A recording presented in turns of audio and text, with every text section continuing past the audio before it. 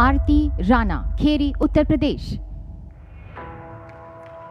आप एक हथकरघा बुनकर तथा प्रशिक्षक हैं। वंचित तथा जनजाति महिलाओं के लिए किए गए असाधारण कार्यों के मद्देनजर आपको ये पुरस्कार दिया जा रहा है। आपने जनजातीय महिला बुनकरों की आय बढ़ाने में मदद की।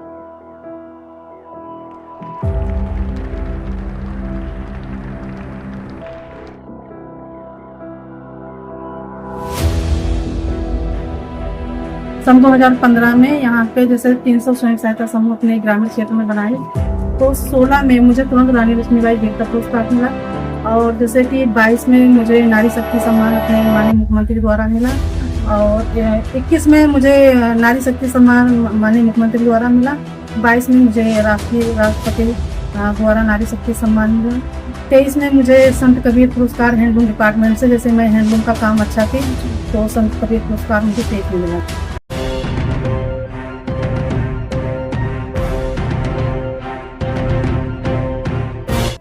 नमस्कार, मैं गुरसेठ पाल सिंह, आप देख रहे हैं आज का भारत। इस वक्त हम उत्तर प्रदेश के जनपद लखीमपुर खीरी के तहसील पलिया के चंदन चौकी में मौजूद हैं, और जो ग्राम सभा है वो है गबरौला।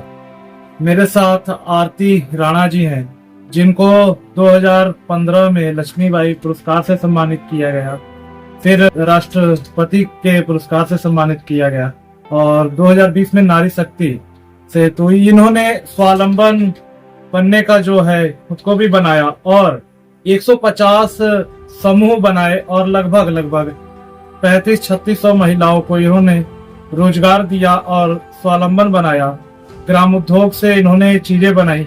कुछ शब्दों में छोटा मैंने परिचय दिया है, परिचय तो बहुत बड़ा है, और हम इनसे जानेंगे कि इन्होंने जो शुरुआती दौर इनका था वो कैसा रहा, और क्या क्या इनके दिक्कतों का सामना करना पड़ा। मेरा नाम आरती राणा है। मैं ग्राम गबरौला, पोस्ट चंदन चौकी, डिस्ट्रिक्ट लखीमपुर खीरी।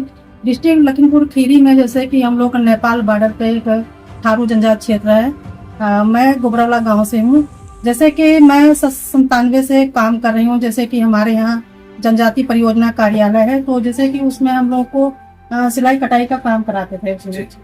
तो यहाँ पे ग्रामीण क्षेत्र की महिलाएं जैसे कि घर से बाहर, जैसे कि जो घर में जो बुजुर्ग लोग रहते थे वही मुखिया रहते थे, तो वो घर से बाहर जैसे लड़कियों को निकलने नहीं देते थे। तो हमारे यहाँ चंदन चौकी परियोजना कार्यालय है, तो जैसे कार्यालय में एक उमा पांडे दीदी थी, तो वो गांव-गांव में घर में जाके और लड़कियों को और उनके माँ बाप को काफी समझाते थे कि जैसे बच्चों को बाहर निकालिए। और 97 में यहाँ पे स्कूल का कोई यहाँ जरिया नहीं था कि यहाँ पे कोई स्कूल है जैसे प्राइमरी से अलावा। तो बच्चों को जैसे कि वो दीदी आती थी, जैसे कि लड़कियों को घर से बाहर निकालना, जैसे कि चंदन चौकी परियोजना में सिलाई कटाई का वो लोग ट्रेनिंग देते थे। और ट्रेनिंग के बाद जैसे कि फिर लखनऊ से हम लोगों का चिकनकारी का, जैसे लखनऊ में मशहूर है चिकनकारी, तो चिकनकारी का काम लाती थी। यहाँ पे घर लड़कियों और महिलाओं को देती थी, तो घर में वही लड़कियां और महिलाएं सब लोग मिलके चिकनकारी का काम करती थी। तो पहले बहुत सस्ता का जमाना था, जैसे कि एक कुर्ता पजामा काटने में 4 रुपए मिलता था, फिर भी हम लोग खुश होके उस कढ़ाई को करते थे कि जैसे जी। तो हम लोग की कंपटीशन में सब लोग कि हम ज्यादा करेंगे, वो करें कि हम ज्यादा करेंगे। जैसे कि 5-5.5 मीटर की साड़ी का कढ़ाई करती थी, उसमें पूरा मिलता था। फिर भी बहुत शौक से लोग काम करते थे कि हम लोग जैसे हम पैसा कमा रहे हैं, अच्छा काम कर रहे हैं। तो जैसे इसके बाद परियोजना का तो काम हुआ, फिर जैसे कि हम लोग यहाँ पे मैं जैसे 97 में हैंडलूम डिपार्टमेंट से ट्रेनिंग ली थी, तो उसमें भी हमारे जैसे पिताजी लोग नहीं जाने देते थे कि लड़कियों को हम बाहर नहीं निकलने देंगे। लड़कियां जैसे कि अगर कोई बात होती है तो जैसे हम लोग बदनाम हो जाएंगे, तो परिवार के लोग बदनामी से बहुत डरते थे। तो फिर जैसे कि 97 में हम लोगों को हैंडलूम का ट्रेनिंग यहाँ पे परियोजना में ही हुआ था, लखनऊ से हुआ था, जैसे कि हैंडलूम डिपार्टमेंट का था।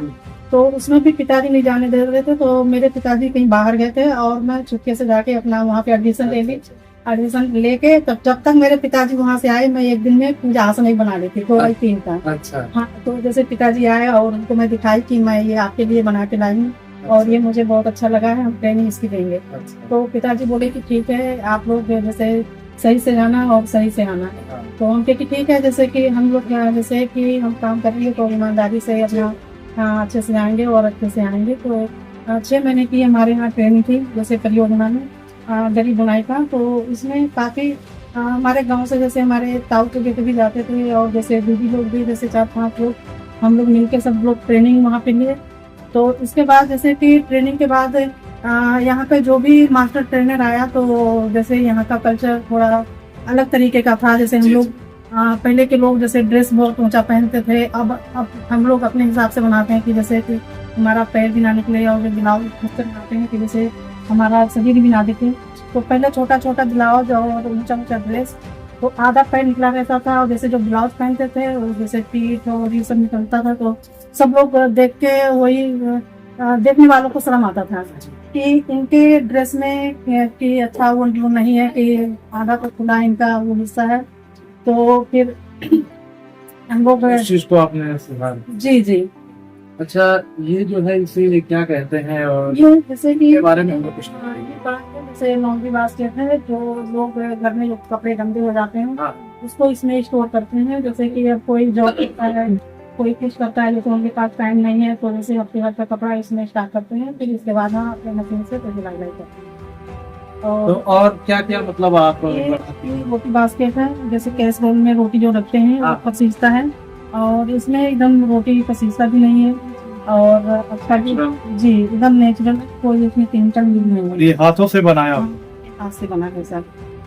और ये दरी है, ये जो आसन है, यहाँ पे हैंडलूम लगा है सब। जैसे कि पहले हम लोग फिटलूम पे काम करते थे, जो नीचे 3 सिंपल कपड़े हैं, और जो नया अब जो बना है वो फ्रेमलूम है, उसमें जैसे कि बनाने में ज्यादा आसान है। और जो पिटलूम में जैसे गड्ढे में कीड़ा मकोड़ा का डर लगता है, बारिश में उसमें पानी भी आ जाता है, हाँ तो उसमें दिक्कत है, इसलिए वो फ्रेमलूम तैयार तो इसकी क्या कॉस्ट होगी अगर हम देखें? इसका ये 2x3 है, ये 300 का है, और इसका बेड रनर भी है, ये 2x6 का।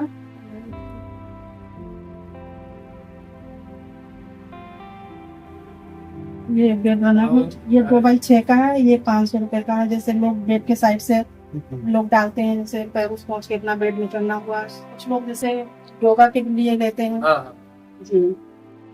ये 500 का है, ये किले में थोड़ा। अच्छा दीदी, आप ये बताइए, मतलब मुझे इतनी जानकारी नहीं है आपके बारे में, आपको कौन कौन से अवार्ड मिले हैं, कुछ आप हमारे लिए बताइए। जैसे कि मैं सन 2015 में यहाँ पे जैसे 300 स्वयं सहायता समूह अपने ग्रामीण क्षेत्र में बनाए, तो 16 में मुझे तुरंत रानी लक्ष्मीबाई वीरता पुरस्कार मिला, और जैसे कि 22 में मुझे नारी शक्ति सम्मान अपने माननीय मुख्यमंत्री द्वारा मिला, और 21 में मुझे नारी शक्ति सम्मान माननीय मुख्यमंत्री द्वारा मिला, 22 में मुझे राष्ट्रीय राष्ट्रपति द्वारा नारी शक्ति सम्मान मिला, 23 में मुझे संत कबीर पुरस्कार हैंडलूम डिपार्टमेंट से, जैसे मैं हैंडलूम का काम अच्छा की, तो संत कबीर पुरस्कार मुझे 23 में मिला था।